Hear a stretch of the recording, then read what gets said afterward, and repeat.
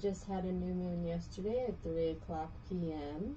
So the energies are still active. So I wanted to just hop on real quick and give you just a couple of the themes that are going on over the next couple weeks, in case you were curious. I'm going to go ahead and ground the space out. I got my white candles here. White is always a really good candle to have on hand because it basically is good for anything. Now, if you want to get real specific, I can send you a list of different candles that are good for different things. So I have my crystals set up here. I actually just did a few runes, some Elder Futhark runes. I kind of just picked what resonated with me because I didn't have enough stones. I only had about half. So basically you just need a flat surface, so you could do runes on anything. And runes is another divination method, just like tarot or oracle or whatnot. So I did mean to show you the candle.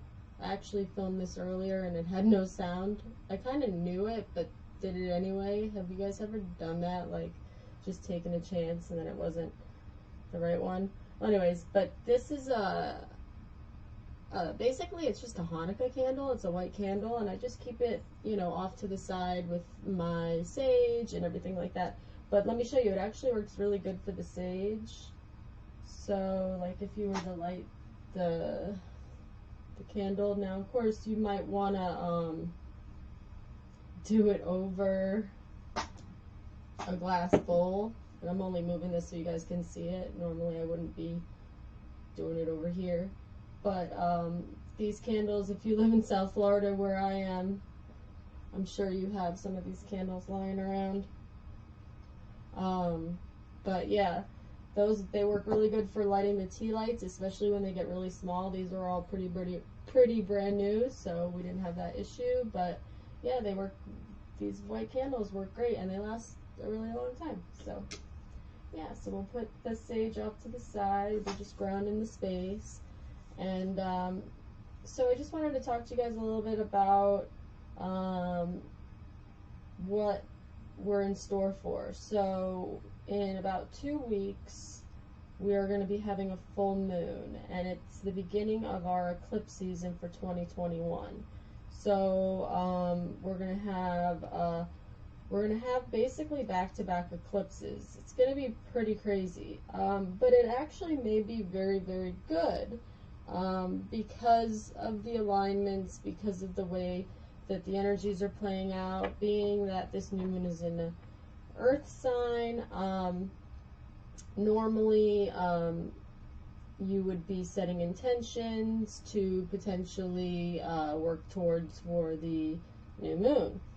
However, I do recommend you make intentions, but I don't think that you should tell others. So grab a piece of paper, a journal, go to CVS or wherever and grab just a dollar store and just grab like a quick journal if you don't have it. If you don't want a journal, you could use like Google Keep or something like that, but sometimes writing it makes it, it kind of like helps you to connect with the words. I find that to be true. So I do it all, but basically use this time to be a little bit introspective. Like I said, I did this reading earlier, and this is the card that came up, but we'll do another one just because. And it's say what you mean. And I thought this was a really good card for the energy because although I'm telling you to not really go out and do anything in the physical, I am saying that you do have to have boundaries, and this is the time where you go introspective, get grounded, get into your heart center, figure out exactly what it is that you want for your life, and keep those boundaries pretty, you know, say what you mean. So, you know, don't feel one way and go along with something else. So I'm not saying don't think about making changes over the next couple weeks, but I wouldn't necessarily make any change yet. I would say wait till the eclipse in 2 weeks. It's going to be May 26th. It's going to be a lunar eclipse in Sagittarius. It's a full moon. It's also a super moon, just like was it last month was the super moon? I don't know. I mean, the energy lately has been so crazy. So what's funny is that I happen to have these cards, and a few weeks ago, maybe a little less, I misplaced the guidebook, and I had been recommended that I try to tap into my intuition more, don't use the guidebook as much, and so on. So I used the last few weeks to kind of use this deck to kind of work on my intuition. So each day I would pull a different card or whatever, and I would study it, and I would see what does it mean to me, and then, you know, that way if I do readings for others, I kind of can draw on that. So that was really great advice. However, I did find my guidebook today, which was really, really great, and I'm really, really thankful for, because it does have some really good action steps in here that, although I do want to be intuitive and be able to read the cards, I really like the action steps, because for me, I come from the camp that, like, you need practical, sustainable practices in order for you to be successful in the things that you do. You know, you could say, oh yeah, you know, you're super motivating, motivational speakers or whatnot, and I'm not knocking motivational speakers, some are really, really great, but are they telling you, are they giving you practical solutions to your problems? Are they giving you ways to deal with issues that you might be experiencing on a day-to-day? You know what I mean? Like, I have spent the last, God, I don't even know how many years, like, I swear I lose track of time, but so many years just trying to make myself feel better. Like, and I hope you guys can resonate with that. And I can't really, like, put a pin on what I mean by feel better, but I've been really just wanting to feel better. And little by little, I've been making changes to my health, to my diet, and lately to my spirituality. And I feel like my spirituality journey has helped me the most, because yes, you could be strong and you could be grounded and all that stuff. Well, let me backtrack.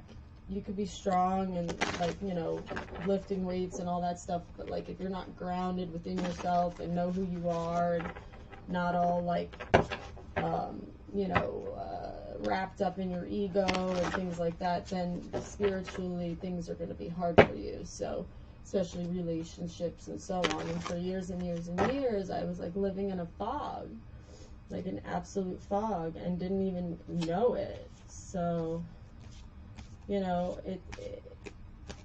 and COVID happens, and then all these other people are experiencing similar symptoms as me, and it's like, whoa, like, it actually was kind of, like, really, really nice to have the break, like, with others, because I felt like I needed the break so bad, and I had already taken some time off of work leading up to it, and was getting ready to go back to work when COVID hit. So it was, like, really strange how it all, like, played out. But yeah,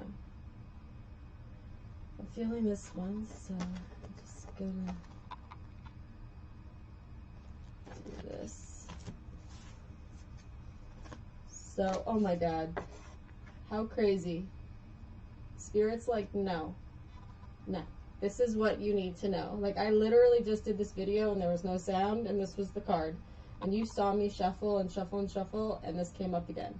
So again, if you didn't hear me the first time, the energy, and I really wish you guys would have heard the first video because I don't even remember what I said, and I can't go back and listen because there's no sound, but say what you mean. So over the next 2 weeks, be introspective, get grounded, get into your heart center, journal if possible, because just put it on paper and don't judge it. Nobody has to look at it. You can always burn it or whatever at the full moon. Or throw it in the ocean or whatnot. But yeah, you know, write down what you mean, what you want to say to the people in your life, not just romantic relationships, what you want for yourself, what you want for your life. And then come eclipse season on the 26th, the beginning of the eclipse season for the new year. This is the kickoff. It's going to be in Sagittarius, and it happens to be my moon sign, bottom of the deck. Self-love. Love it. And it's actually card number 24, which is my birthday. So, self-love is always, procrastination is under that. So, it's almost like take some time for self-love, procrastinate for the next couple of weeks, do the things that you like that bring you joy, say what you mean, set your boundaries, figure out what drives you, what lights a fire underneath you, and then come eclipse season, everything's going to move super, super, super, super, super fast.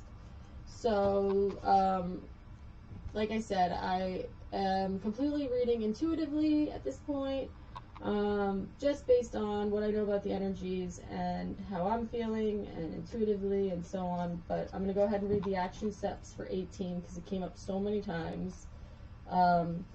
Action. This is actually a really fun technique, and it's a very witchy-woo technique, so I don't feel so bad passing this along to you guys. Reading from the book. Rub your hands together for about 30 to 40 seconds. Then imagine that you're holding a blue ball of energy in your hands. If you have like an LED blue light, maybe that would be cool to turn on so you get in the mood. Reflect on the qualities of confidence, honesty, and clarity. Then place your hands just above your throat and breathe in the blue light. Imagine this light moving into your throat and helping you to access the right words that you need to say. Picture the person who you need to communicate with standing in front of you. Share what you feel you need to say to this person, realizing that their higher self is listening. When you have completed this action, write down what you feel you need to say to them. Then share your feelings in person if appropriate. I mean, gosh, like how square on is that? Like, take this time to figure out exactly what it is that you actually feel. Use some witchy woo ritual. Make sure you, I don't know if I mentioned this already, because like I said, I did this video twice, but ground yourself out with an Epsom salt and Himalayan pink salt bath. You know, clean your bath out first, put some hot water in there, let it fill up, get a little cup, add some Epsom salt, some Himalayan salt. If you have essential oils, that would be wonderful. Last night I did peppermint and eucalyptus radiata.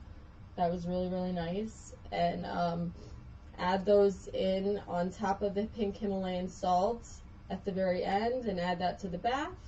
And that salt will ground out your energies and will protect you from emotional vampires and any issues that you may experience moving forward over the next couple weeks while all these people are releasing and purging all this stuff out of their bodies, because you will expect to see something along those lines. And then come eclipse season, the beginning of eclipse season, everything's going to move pretty fast. So I look forward to hearing what you have to say about this and checking back with you guys in a couple weeks. And I will talk to you soon. I love you so much. Have a great day. I wanted to get this out to you guys soon because I wanted you to get in that bath today, because with the new moon energies, it's about 3 days. So yesterday was the new moon at 3 o'clock. So we have till probably like you know, the end of the night tonight where the energies are active. So take that bath, do a little journaling, do some self-care, practice self-love. I love you. Good night.